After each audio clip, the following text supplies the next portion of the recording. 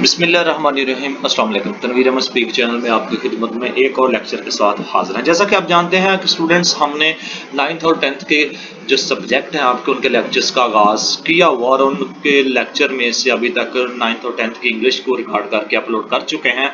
Biology के lecture जो in progress हैं, यानी कि 5 चैप्टर के अभी तक हम रिकॉर्ड करके इसको अपलोड डिफरेंट पार्ट्स में तकसीम करके अपलोड कर चुके हैं। तो ऐसे स्टूडेंट जो साइंस के हैं, कंप्यूटर साइंस के हैं या 9th और 10th से आपका रिलेटेड और पंजाब के ऑल ऑफ द डिस्ट्रिक्ट से उनसे यानी कि जितने भी पंजाब के बोर्ड्स हैं और पंजाब टेक्स्ट बुक बोर्ड्स जो 9th और 10th को जो नसाब लगा हुआ है या उनको जो कंडक्ट करवाया हुआ है या डिटरमाइन किया हुआ है वो लेक्चर ये लेकर आप उससे मुस्तफ़ीद हो सकते हैं। और बारी भरकम जो फीस है अपनी अकेडमीज़ में डिफरेंट पर्सपेक्टिव में जो आप पे करते हैं उनको आप बेवेयर कर सकते हैं, यानी कि बचा सकते हैं और उन पैसों को महंगाई के इस दौर में किसी और जगह पे यूटिलाइज कर सकते हैं। तो ये आपके लिए चैनल तनवीर अहमद स्पीक जिनका नाम है, इसको सब्सक्राइब करें, बेल आइकन को लाजमी क्लिक करें ताकि आने वाले में जितने भी लेक्चर्स हैं वो आपको यहाँ पे अवेलेबल हो सकें, क्योंकि आपका बेल आइकन ऑल का वो होगा तो आपको इंटीमेशन मिल सकेगा और आपको पता चल जाएगा कि अभी लेक्चर अपलोड हुआ, तो आप उससे मुस्तफीद हो सकेंगे। ऐसे स्टेप बाय स्टेप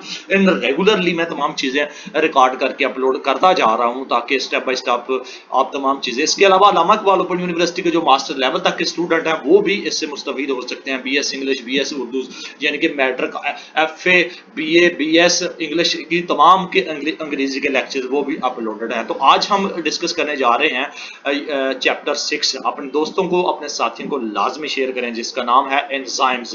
एंजाइम्स को हम डिस्कस करने जा रहे हैं। तो इन तमाम लेक्चर्स को फेसबुक पे, व्हाट्सएप पे, ट्विटर पे, इंस्टाग्राम पे लाजमी शेयर करते जाएं ताकि और लोग भी मुस्तफीद हो सकें और अपने पैसे बचाकर उन पैसों को महंगाई के इस दौर में किसी और जगह पे उनको इस्तेमाल कर सकें।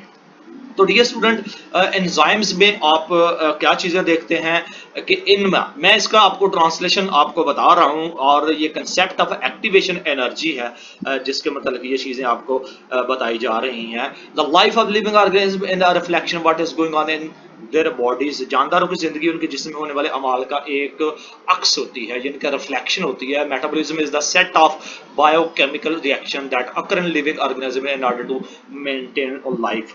और मेटाबॉलिज्म इन तमाम बायोकेमिकल रिएक्शंस का नाम है जो जानदारों में जिंदगी की बका के लिए हो रहे होते हैं, यानी कि मेंटेन देयर स्ट्रक्चर्स और उनकी ज़िंदगी के बका के लिए मेंटेन देयर लाइफ उनकी ज़िंदगी की हो रही हो। These process allow organism to grow and reproduce, maintain their structure and respond to their environment. ये अमाल जानदारों को नशरमा, रिप्रोडक्शन, अपनी साख्त को कायम रखने और माहौल में तब्दीलियों का जवाब देने के काबिल बनाते हैं।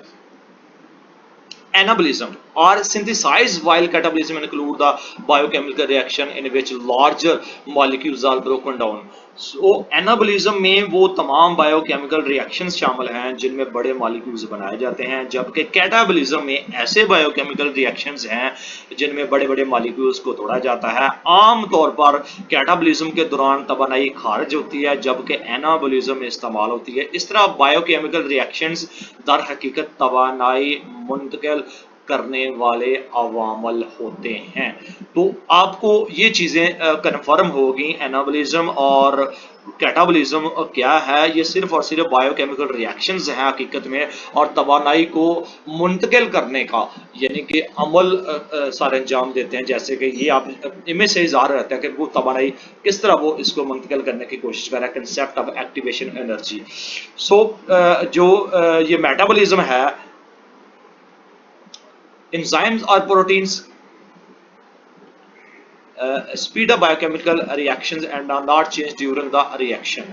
और इसमें जो मेटाबॉलिज्म के दौरान मॉलिक्यूल्स को एक हालत में दूसरी हालत में बदलने का जो ज़रिया होता है वो एंजाइम्स कहलाता है। और मेटाबॉलिज्म के लिए एंजाइम बहुत अहम चीज़ होते हैं और यानी कि बायो कैटालिस्ट के तौर पर काम करते हैं। ये मेटाबॉलिक अमाल को तेज़ करते हैं और उन्हें बाकायदा बनाते हैं। एंजाइम ऐसी प्रोटीन्स हैं जो बायोकेमिकल रिएक्शंस को अलायंस यानी कि तेज़ करती है और रिएक्शन के दौरान खुद ब खुद तब्दील नहीं करती। खुद ब खुद तब्दील नहीं करती। तो डियर स्टूडेंट, इसमें मॉलिक्यूल्स जिन पर एंजाइम असरअंदाज होते हैं उनको सब्ट्रैक्ट कहा जाता है, यानी कि ऐसे मॉलिक्यूल्स जिन पे एंजाइम असरअंदाज होते हैं उनको सब्ट्रैक्ट कहते हैं, और एंजाइम्स उन्हें मुख्तलिफ मॉलिक्यूल्स में बदल देते हैं जिन्हें प्रोडक्ट्स का नाम दिया जाता है। इसके साथ साथ जो तमाम के तमाम केमिकल रिएक्शंस को एक्टिवेशन की ज़रूरत होती है, एक्टिवेशन एनर्जी से मुराद वो कम से कम तवानाई है जो किसी रिएक्शन का आगाज़ करवाने के लिए ज़रूरी होती है। जैसा कि हमने एक्टिवेशन एनर्जी का पीछे वो जो तस्वर है वो देखा कि वो उसको ज़रूरत होती है, और एंजाइम एक्टिवेशन एनर्जी की ज़रूरत को कम करके इस तरह की रुकावट को कम करते हैं। इसलिए एंजाइम की मौजूदगी में एक्शन बहुत ज़्यादा रफ्तार से होते हैं। यानी कि अगर आप देखेंगे तो ये जो आपको मैंने पहले भी शक्ल बताई है, तो ये आपके केमिकल रिएक्शन की एक्टिवेशन एनर्जी का एक बहुत बड़ी बेसिक एलिमेंट्स है, जिसके थ्रू ये तमाम की तमाम जो चीज़ें हैं वो इसमें प्रोडक्ट की शक्ल अख्तियार कर लेती हैं। एंजाइम जो है वो कई तरह से जो एक्टिवेशन एनर्जी को कम करते हैं, सब्ट्रैक्ट्स की शक्ल अख्तियार कर सकते हैं, और इस तरह तब्दीली के लिए एनर्जी की ज़रूरत कम कर सकते हैं। कुछ एंजाइम सब्ट्रैक्ट पर मौजूद चार्जेस की तकसीम में खलल डालकर ऐसा कर सकते हैं। एंजाइम सब्ट्रैक्ट्स को अमल करने के लिए दुरुस्त सिमतों और मकामात पर लाकर एक्टिवेशन एनर्जी को कम भी करते हैं। तो ये सारे का सारा आपका अब बेसिक एलिमेंट्स हैं एंजाइम से रिलेटेड कि वो किस तरह इन तमाम चीज़ों को अपना अमाल सर अंजाम देते हैं, फंक्शनैलिटी को किस तरह परफॉर्म करते हैं। जैसे कि यहाँ पे आप देखें, एंजाइम्स के बगैर एक्टिवेशन एनर्जी विदाउट एंजाइम्स ये वाली चीज़ है, और एंजाइम के साथ एक्टिवेशन एनर्जी जो आपकी ये वाली चीज़ आपको इसके साथ दिया जाता है। ये सब्ट्रैक्ट्स बने हुए हैं और ये इसकी प्रोडक्शन हो रही है, यानी products enzyme load the activation energy कहलाती है, यानी कि ये आपकी एंजाइम एक्टिवेशन एनर्जी को कम करते हैं। तमाम एंजाइम और ये जो कैटलिस्ट हैं, कैटलिस्ट होते हैं तमाम एंजाइम, और तमाम कैटलिस्ट एंजाइम होते हैं।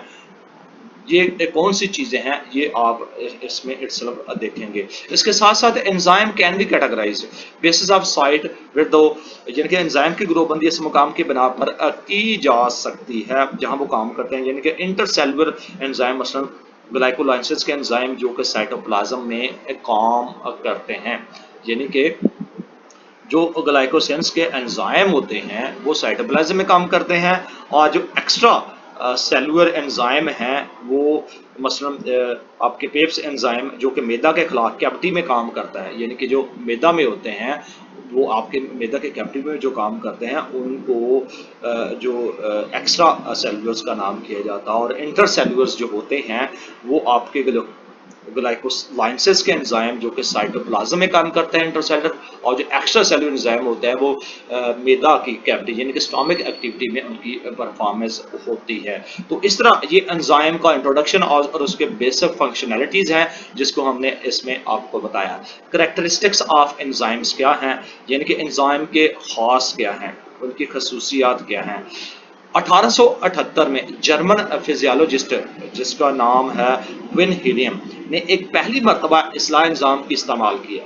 एंजाइम गोल शक्ल की यानी कि ग्लोबल प्रोटीन्स होते हैं। तमाम प्रोटीन्स की तरह एंजाइम्स भी एमाइनो एसिड्स की लंबी और सीधी जंजीरों के बने होते हैं, और ये जंजीरें तह लगाकर तीन रुखे यानी कि 3 डायमेंशनल मॉलिक्यूल्स बनाती हैं, यानी कि 3 डायमेंशनल मॉलिक्यूल्स बनाती हैं ये जो एंजाइम के खास होते हैं। अगर इसमें एक चीज़ मैं बात बताते चलें कि तमाम जो बायोकैटलिस्ट प्रोटीन्स नहीं होते, मिसाल के तौर पर चंद RNA मॉलिक्यूल्स भी रिएक्शन के लिए कैटलिस्ट का काम करते हैं। तो 3 डायमेंशंस क्या होते हैं? सबसे पहले जो ऑलमोस्ट ऑल एंजाइम्स या प्रोटीन्स यानी कि तकरीबन तमाम एंजाइम प्रोटीन होते हैं, यानी कि वो अमाइनो एसिड्स के बने होते हैं। नंबर 2 पे आपका एंजाइम के साथ रिएक्शंस की रफ्तार उनके बगैर होने वाले रिएक्शंस की निस्बत लाखों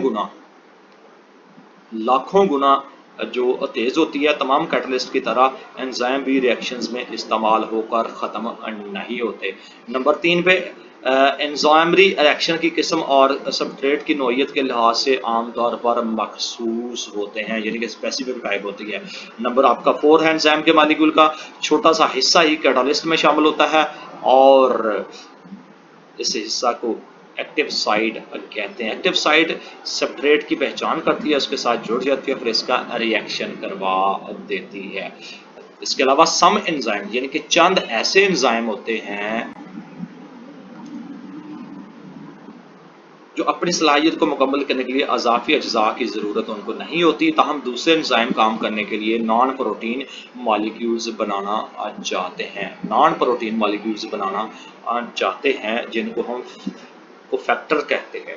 और जो कोफैक्टर ये कोफैक्टर्स या तो इनऑर्गेनिक हो सकते हैं, मसलन मेटल या फिर ऑर्गेनिक, मसलन फ्लून और हिम। जब ये ऑर्गेनिक कोफैक्टराइज के साथ मजबूती से बने हों तो ये प्रोस्थेटिक ग्रुप कहलाते हैं। लेकिन अगर ये एंजाइम के साथ कमज़ोर जोड़ बनाते हैं तो ये को एंजाइम्स कहलाते हैं। जब इनके साथ जुड़ जाते हैं तो इनको को एंजाइम का नाम दिया जाता है। को एंजाइम केमिकल को ग्रुप्स में एक एंजाइम से दूसरे एंजाइम तक पहुंचाते हैं, यानी कि एक एंजाइम से दूसरे एंजाइम तक पहुंचाते हैं अगर वो को ग्रुप्स होते हैं।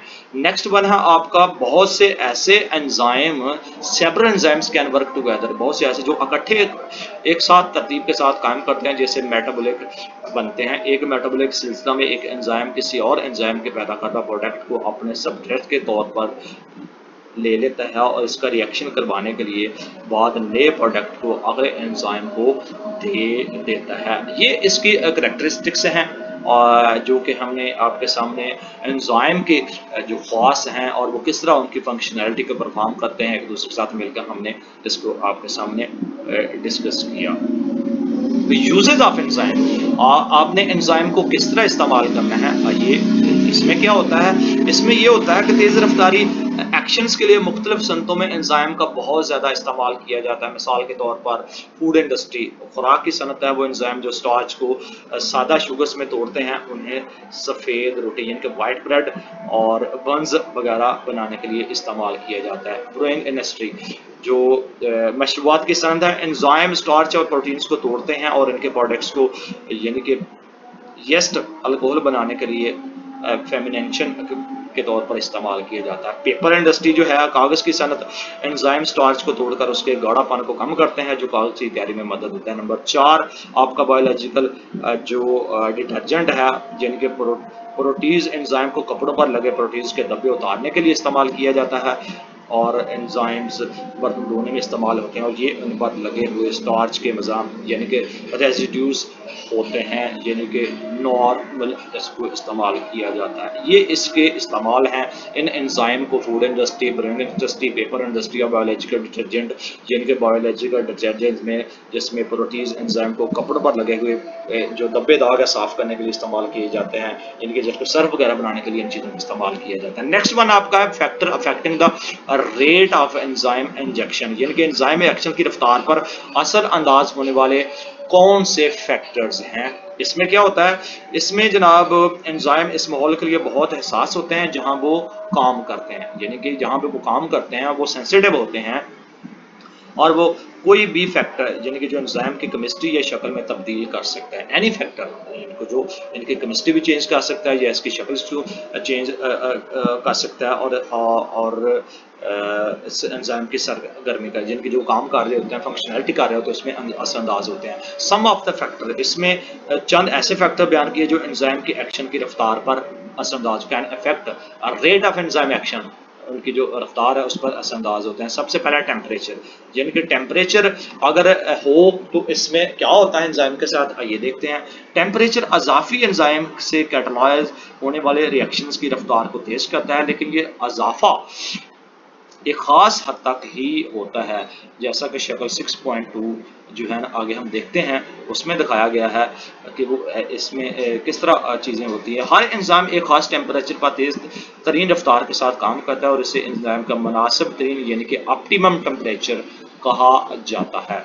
जब टेम्परेचर जो किसी हद तक बढ़ता है तो हरारत एक्टिवेशन एनर्जी में इजाफा होता है।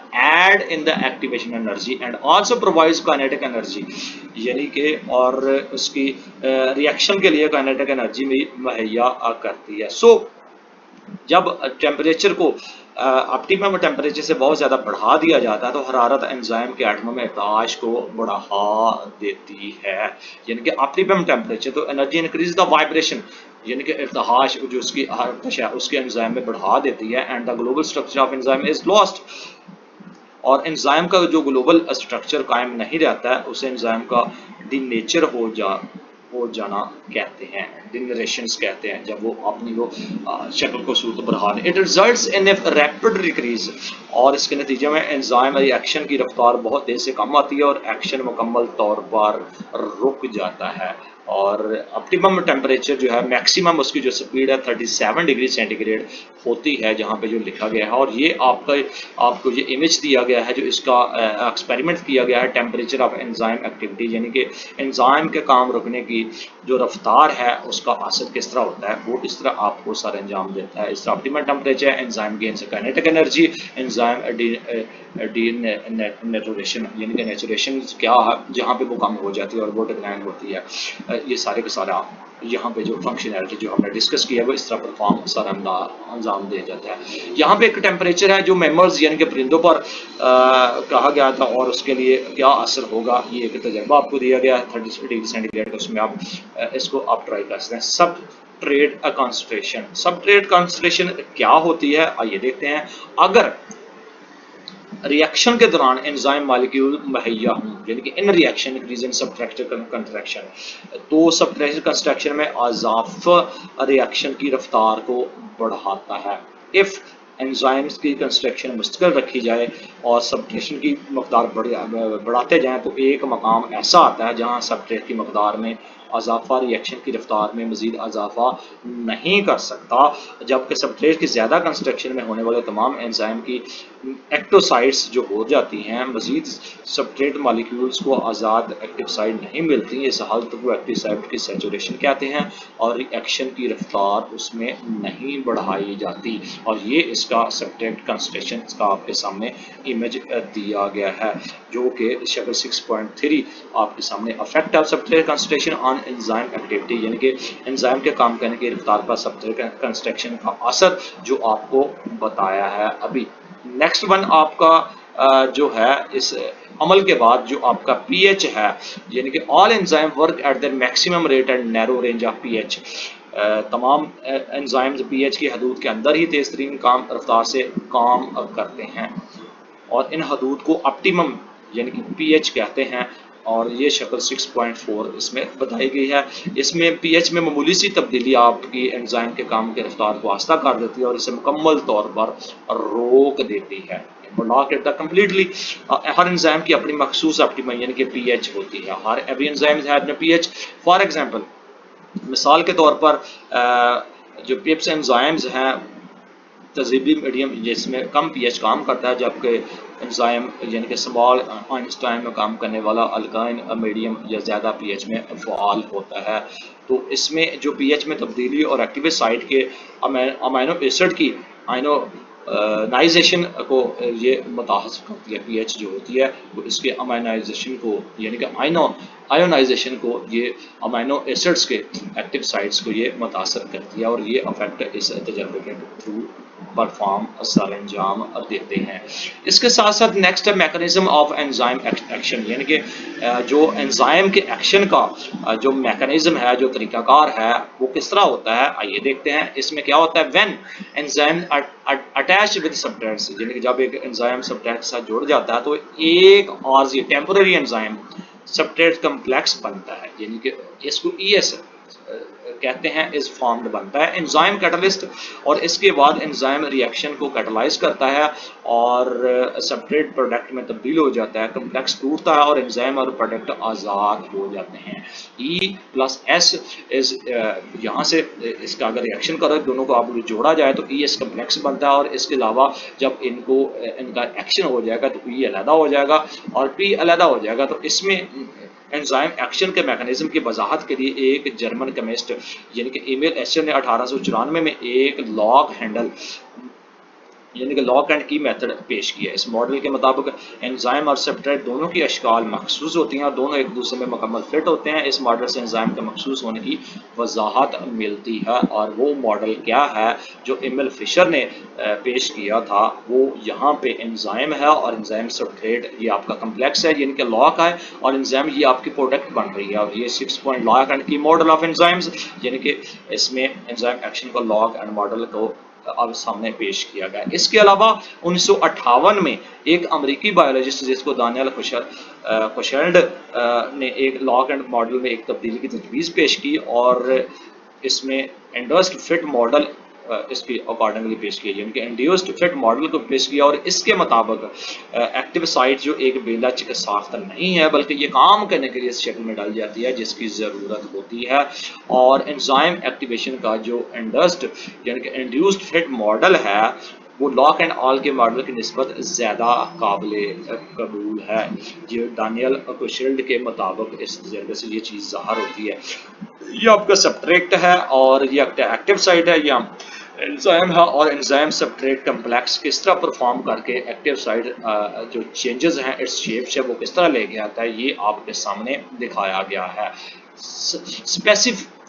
स्पेसिफिसिटी ऑफ एंजाइम्स, इसमें क्या होता है एंजाइम की जो तखसीस है यानी कि स्पेसिफिकेशंस जिसको हम बोलते हैं 2000 से ज़ायद एंजाइम्स पाए जाते हैं और इनमें से हर एक किसी मखसूस केमिकल रिएक्शन में शामिल होता है। केमिकल रिएक्शन में एंजाइम आल्सो सब्ट्रैक्ट स्पेसिफिक सब्ट्रैक्ट्स के लिहाज से भी मखसूस होते हैं। एंजाइम प्रोटीज जो कि मौजूद पेप्टाइड बॉन्ड तोड़ता है, स्टार्च पर कोई असर नहीं करेगा। इसी तरह स्टार्च एक ऐसा एंजाइम है जो एमाइलाइज से टूटता है और एंजाइम लाइपेज सिर्फ लिपिड्स पर ही अमल अदा कर उन्हें फैटी एसिड और ग्लिसरॉल में डाइजेस्ट कर देता है।